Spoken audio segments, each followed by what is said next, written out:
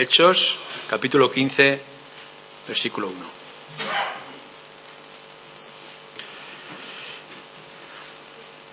Entonces algunos que venían de Judea enseñaban a los hermanos: si no os circuncidáis conforme al rito de Moisés, no podéis ser salvos.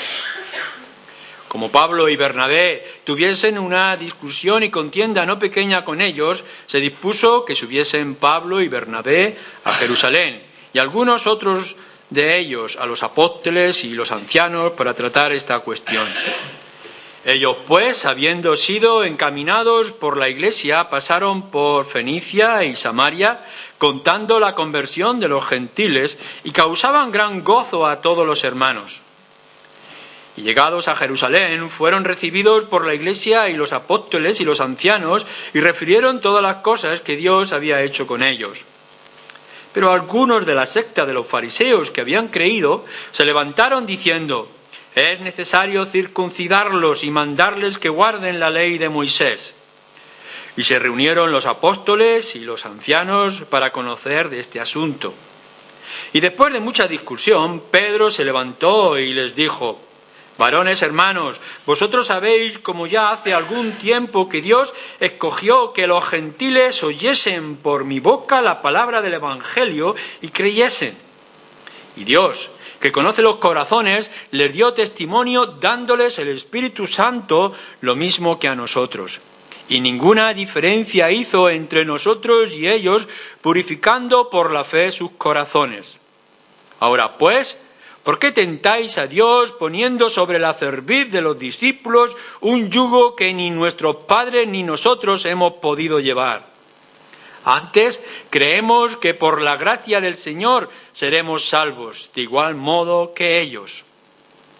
Entonces toda la multitud cayó y oyeron a Bernabé y a Pablo, que contaban cuán grandes señales y maravillas habían hecho Dios por medio de ellos entre los gentiles.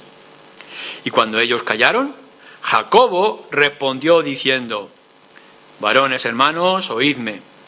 Simón ha contado cómo Dios visitó por primera vez a los gentiles para tomar de ellos pueblo para su nombre. Y con esto concuerdan las palabras de los profetas, que está escrito: después de esto volveré y reedificaré el tabernáculo de David que está caído, y repararé sus ruinas, y lo volveré a levantar, para que el resto de los hombres busque al Señor, y todos los gentiles sobre los cuales es invocado mi nombre, dice el Señor, que hace conocer todo esto desde tiempos antiguos. Por lo cual yo juzgo que no se inquiete a los gentiles que se convierten a Dios, sino que se les escriba que se aparten de la contaminación de los ídolos, de fornicación, de ahogado y de sangre. Porque Moisés desde tiempos antiguos tiene en cada ciudad quien lo predique en las sinagogas, donde es leído cada día de reposo. Entonces les pareció bien a los apóstoles y a los ancianos con toda la iglesia elegir de entre ellos varones y enviarlos a Antioquía con Pablo y Bernabé, a Judas, que tenía por sobrenombre Barsabás, y a Silas, varones principales entre los hermanos, y escribir por conducto de ellos, los apóstoles y los ancianos y los hermanos, a los hermanos de entre los gentiles que están en Antioquía, en Siria y en Cilicia, salud. Por cuanto hemos oído que algunos que han salido de nosotros, a los cuales no dimos orden, os han inquietado con palabras, perturbando vuestras almas, mandando circuncidaros y guardar la ley, nos ha parecido bien, habiendo llegado a un acuerdo, elegir varones y enviarlos a vosotros con nuestros amados Bernabé y Pablo, hombres que han expuesto sus vidas por el nombre de nuestro Señor Jesucristo. Así que enviamos a Judas y a Silas, los cuales también de palabra os harán saber lo mismo, porque ha parecido bien al Espíritu Santo y a nosotros no imponeros ninguna carga más que estas cosas necesarias, que os abstengáis de lo sacrificado a ídolos, de sangre, de ahogado, de fornicación, de las cuales cosas, si os guardaréis, bien haréis, pasadlo bien. Así pues, los que fueron enviados descendieron a Antioquía, y reuniendo a la congregación entregaron la carta, habiendo leído la cual se regocijaron por la consolación.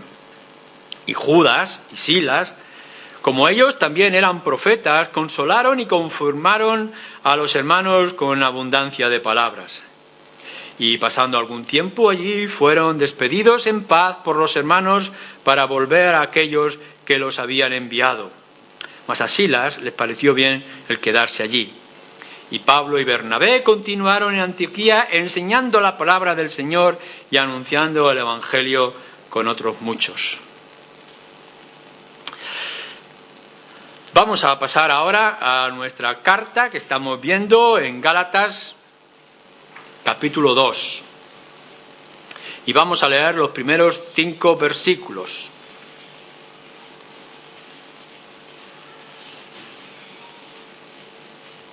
Gálatas, capítulo 2, versículo 1. Es Pablo escribiendo y dice: Después, pasado 14 años, subí otra vez a Jerusalén con Bernabé, llevando también conmigo a Tito.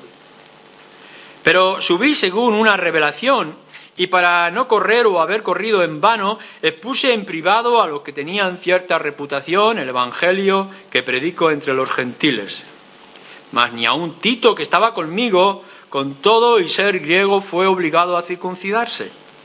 Y esto a pesar de los falsos hermanos introducidos a escondidas que trabajaban para espiar nuestra libertad que tenemos en Cristo Jesús, para reducirnos a esclavitud, a los cuales ni por un momento accedimos a someternos para que la verdad del Evangelio permaneciese con vosotros. Nos vamos a quedar ahí.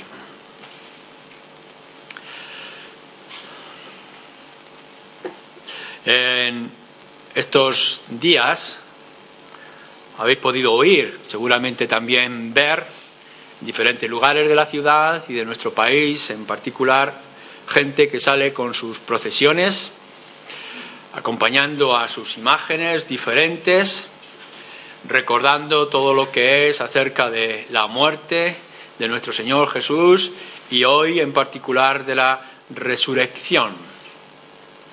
Una y otra vez en las noticias se nos habla acerca de la espiritualidad, de la religiosidad, de la fe que la gente tiene, de cómo son conmovidos y emocionados por todo lo que sienten y experimentan, incluso aquellos que vienen de fuera y sienten de alguna manera este ambiente religioso y espiritual.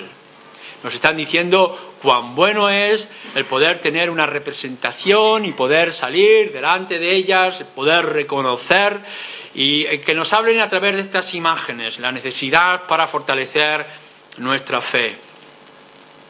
Nos encontramos constantemente con gente que nos habla acerca de tradiciones, acerca de normas y de leyes, de manera de expresar, de la manera de sentir. Y se nos va añadiendo y se nos va pegando a nosotros todo tipo de doctrinas, de enseñanza. No penséis que esto es fuera de lo que es el ambiente evangélico o de nuestro propio ambiente que nosotros llamamos cristiano bíblico, sino que también en medio de nosotros podemos encontrarnos una y otra vez gente, personas que nos están diciendo cuán necesario es añadir o completar o comprender la fe de una manera u otra, añadiendo símbolos más allá de lo que la Escritura está diciendo o atándonos a acercar normas y leyes que la Escritura en ningún lugar se nos señala. Cuán importante es para la salvación, si no incluso necesaria para la salvación, el bautismo. Cuán necesario es que nosotros añadamos a nuestro comportamiento, a nuestra actitud. O cuán limitada es nuestra manera de adoración o de alabanza. Nos están diciendo cosas que debemos de aplicar con respecto a las Escrituras. Se nos dice en muchos lugares llamados evangélicos la importancia del pueblo judío, de las fiestas judías, del lenguaje judío, de la música judía, del baile judío. Una y otra vez se nos está introduciendo o se nos está presionando desde fuera como esta Semana Santa, popular, folclórica, o desde dentro con rituales llamados evangélicos. O incluso se nos está diciendo en un aspecto más liberal hoy en día, pues cómo tenemos que desprendernos de cierta religiosidad anticuada y tener que aplicar más conceptos científicos y cómo podemos ser cristianos si no apoyamos y defendemos ciertas teorías acerca de evolución o de comprensión o de la naturaleza o de la ética o del origen de la vida, etcétera, etcétera. Todo esto que estamos viendo a nuestro alrededor, que lo estás viendo tú de una manera u otra, que a veces incluso te es difícil de poder decidir, es lo que nos vamos a enfrentar en este pasaje que hemos leído largo en Hechos 15 y que nos encontramos en este comienzo de la carta a los Gálatas. Hasta ahora, si recordáis, hemos visto cómo Pablo, en su carta a la iglesia, a los Gálatas, dice cuál es el Evangelio. Versículo 4 nos dejaba muy claro. Dice, el cual se dio a sí mismo, Jesucristo, por nuestros pecados para librarnos del presente siglo malo.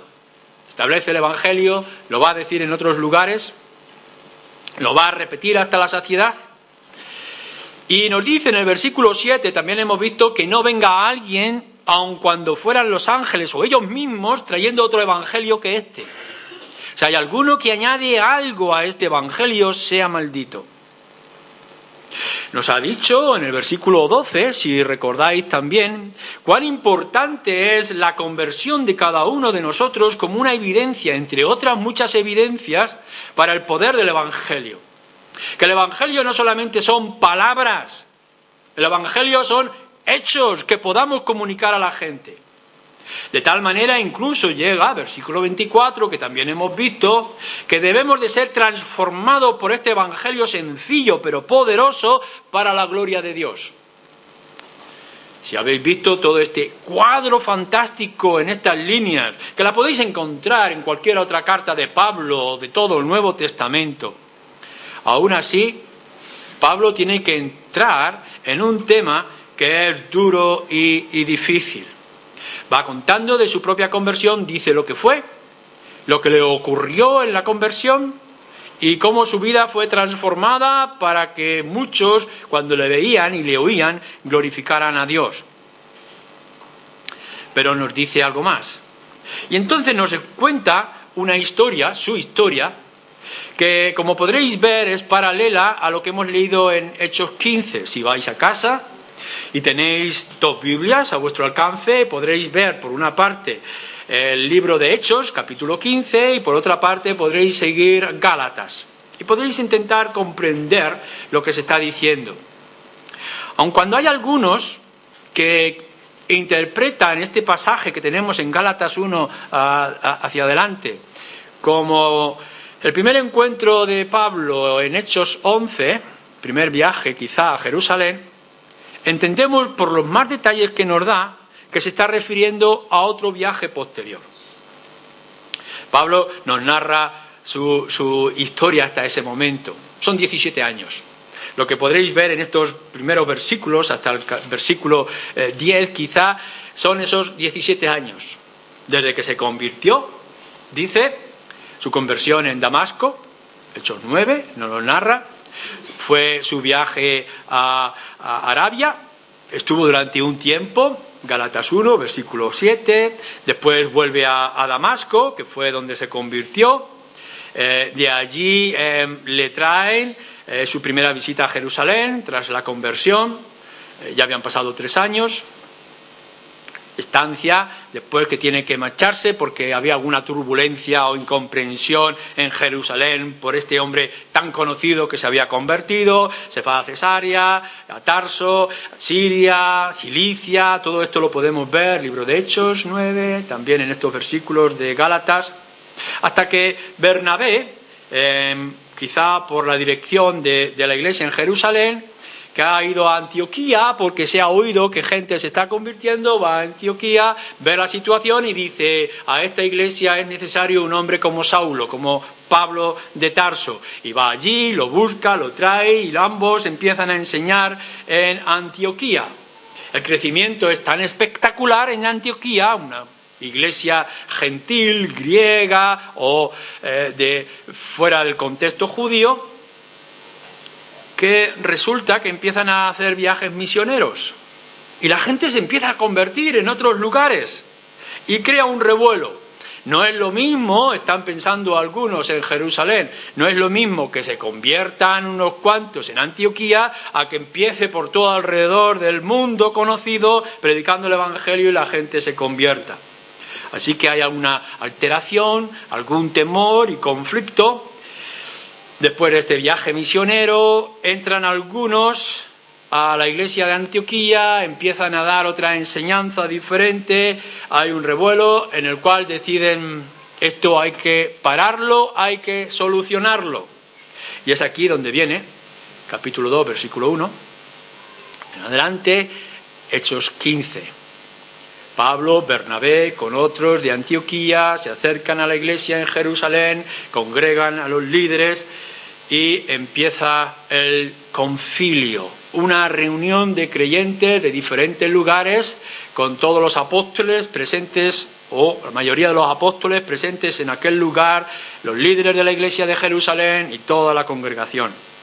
Ha aparecido un problema. No sería el primer problema, pero es el problema que nos narra la historia, el peligro del Evangelio. Resulta que han aparecido, nos dice aquí en el Gálatas, falsos hermanos. Nos dice en Hechos 15 que son fariseos que se habían convertido. En todo caso, son estos judaizantes que le están diciendo a los creyentes, está muy bien que creáis en Jesús. Por supuesto que sí, pero os hace falta algo más. Tenéis que añadir algunas cosas. Tenéis que volver al judaísmo, tenéis que hacer judíos, tenéis que aceptar la circuncisión, tenéis que someteros a la ley de Moisés y a todas sus tradiciones y sus rituales.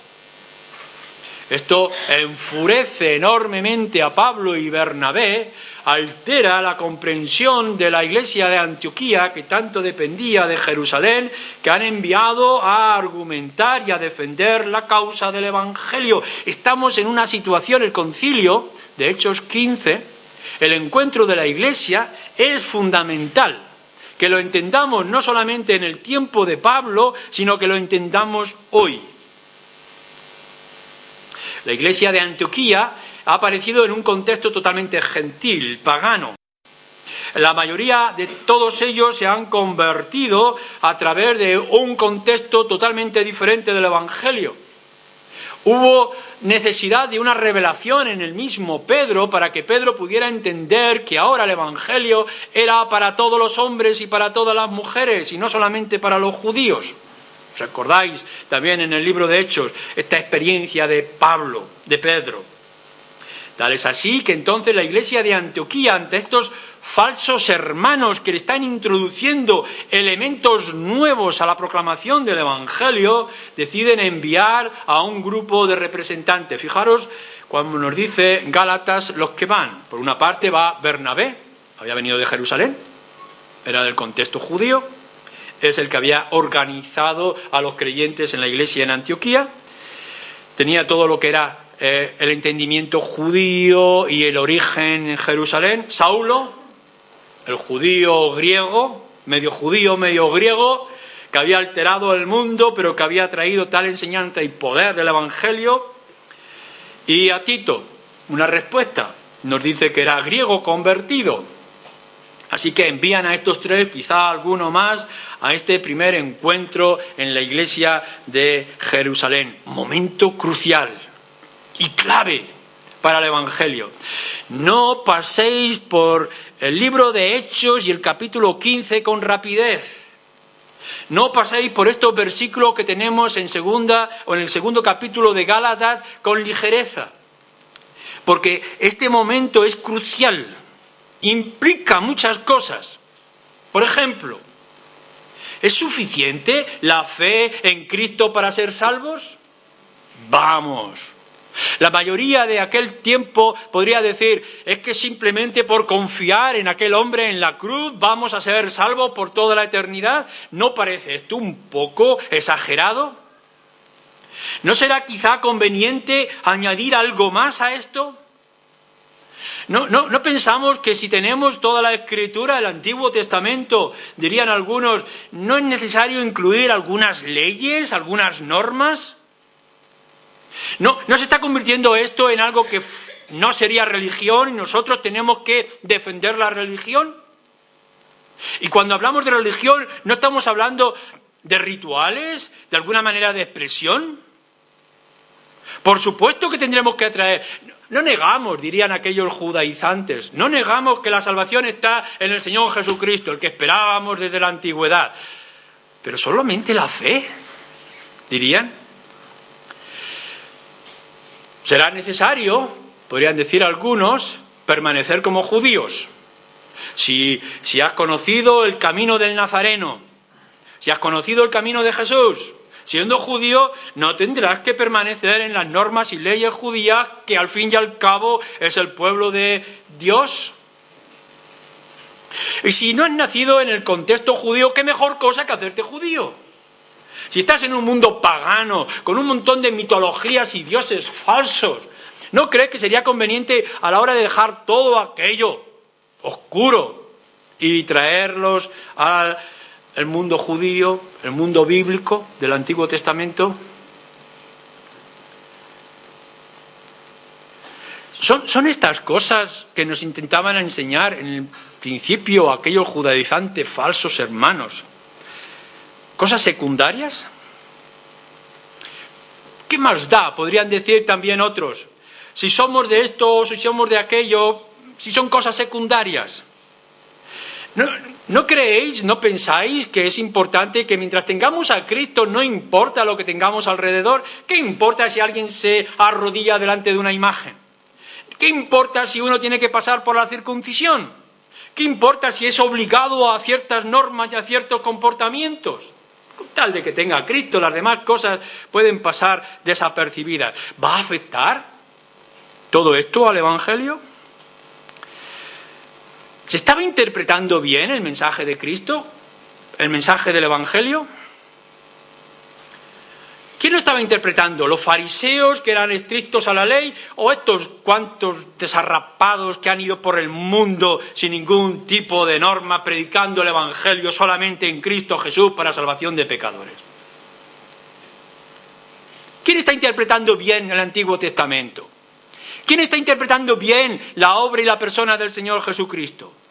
¿Quién es el que tiene que decir cuánto más y cuánto menos acerca de Jesús? Esto es lo que se estaba juzgando en Jerusalén. No estaban tratando ciertas cosas de comportamiento o de cosas ligeras y livianas con respecto a la fe y la vida cristiana. Estaban tratando asuntos fundamentales. ¿Pero tiene esto algo que ver con nosotros hoy, en el 2016? ¿Tenemos algo que aprender de aquellos siglos? ¿Hay algo nuevo? ¿Hay algo diferente? ¿Es el mismo problema?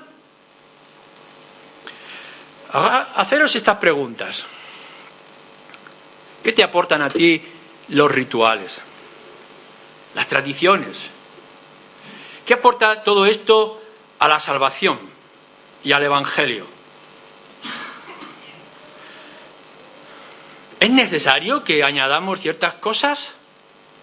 ¿Necesita la obra de Cristo algo que nosotros podamos incluir o aplicar o pegar?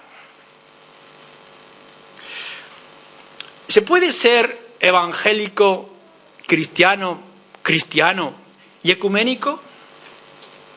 ¿Qué importa mientras tengamos a Cristo en algún lugar de nuestra religión o de nuestra mitología? Si somos de otras cosas o aplicamos o actuamos de otra manera.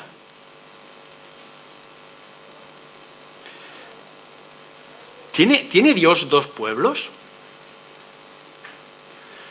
¿Tiene Dios, como decíamos en aquel tiempo, un pueblo judío aferrado a la ley, las tradiciones, la circuncisión? Y por otra parte, la Iglesia, ¿son diferentes? ¿Y hoy? ¿Sigue Dios salvando por otros caminos, por otras normas? ¿Va a salvar, Señor, o Dios, en otras religiones, aun cuando tengan o no tengan el nombre de Jesús en algún lugar de sus credos? ¿Y si resulta que tú estás viviendo el Evangelio, descansando más en algún ritual, en algún comportamiento que en el Señor Jesucristo? ¿Qué te aporta a ti? ¿Qué importa? ¿No sabéis que hay evangélicos que participan en las procesiones? ¿Afecta esto para algo?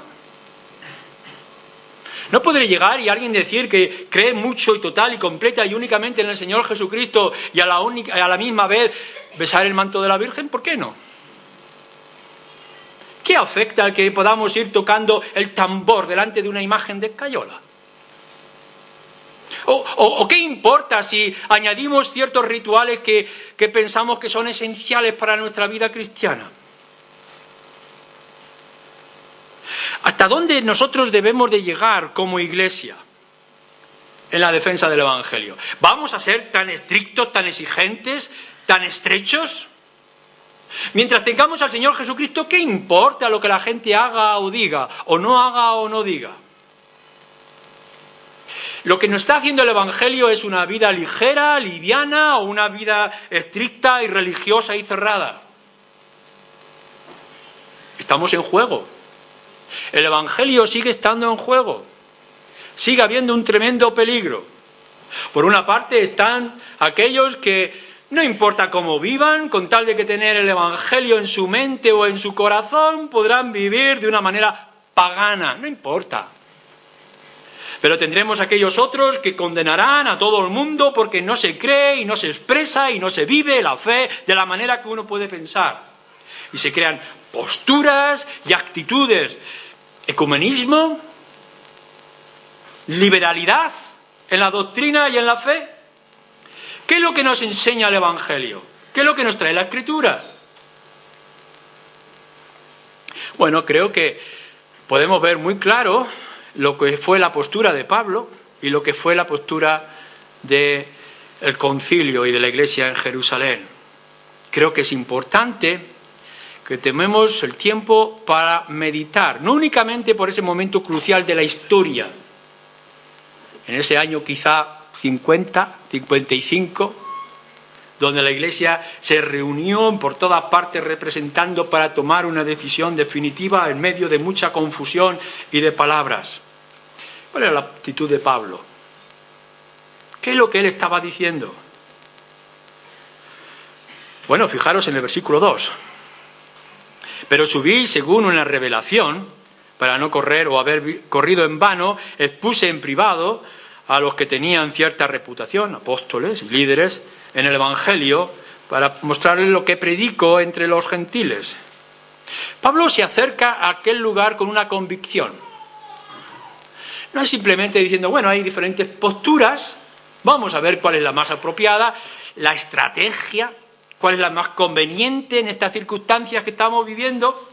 Uno puede llegar y decir, nos vamos a juntar para decidir cómo vamos a administrar nuestros fondos, cómo vamos a buscar o no buscar un local, cómo va a ser nuestra adoración y qué instrumento vamos a usar, y podemos estar pensando, hay ciertas cosas de estrategia que tenemos que hablar y qué bueno que nos reunamos. Pero Pablo no está diciendo esto. No vino diciendo, voy a presentar mi postura y si gano democráticamente, bien está. No, Pablo se presenta diciendo, tengo una revelación, tengo una convicción de parte del Señor. De la misma manera que yo no busqué la salvación me buscó a mí. De la misma manera yo vengo ahora trayendo la convicción de que la gente se salva únicamente poniendo su fe en el Señor Jesucristo. Aun cuando sabemos por Hechos 15... que era la misma iglesia que le mandó con Bernabé y con Tito toda esta información. Pero Pablo, en su interior, interno de su corazón y de su mente, dice, esto es por revelación. Pablo, ve y defiende el Evangelio. No vamos a tratar con cosas secundarias, vamos a tratar con cosas esenciales. Pero Saulo y los que vinieron con él y la iglesia de Antioquía no solamente fueron y llevaron la convicción personal de Pablo, que sería la convicción también de Antioquía, sino que trajeron pruebas del poder del Evangelio. Es decir, aquí está Tito. No os podéis dar cuenta de la idea. Tito no va a aparecer en otros lugares del libro de Hechos, sino después como un colaborador y compañero de Pablo. Pero en aquel momento nos dicen, aquí, un griego que se ha convertido. Aquí está. ¿Qué vais a hacer con él? Esto es lo que está diciendo en Jerusalén. Aquí vengo con una muestra del poder del Evangelio. Ahora, a ver qué le decís. Y esto es la importancia cuando nosotros nos encontramos con personas, ya fueran muy religiosas o ya fueran muy paganas y alejadas del Evangelio, que han conocido que Cristo es el Salvador. ¿Qué le vais a decir? ¿Que se circuncide? ¿Que se tiene que vestir de cierta manera? ¿Que tiene que seguir ciertos rituales? ¿Que no importa todo lo que puedas añadir o quitar a tu gusto? Es importante que nosotros traigamos las pruebas del poder del Evangelio. No lo que nosotros hemos conseguido con nuestra estrategia y sabiduría humana, sino lo que Dios ha hecho a través de nosotros. Por supuesto, dice que se entrevista con los líderes para exponer el Evangelio. En el versículo 2 nos dice también, aparte, estuvo hablando, en el libro de Hechos lo vemos, esto es lo que yo he ido haciendo, yo esto es lo que he ido predicando, esto es lo que yo he descubierto. ¿Hay alguna diferencia entre lo que Pedro recibió en aquella visión y cuando se lo predicó a Cornelio? ¿Hay alguna diferencia entre lo que yo voy diciendo a las diferentes iglesias de Asia, etcétera?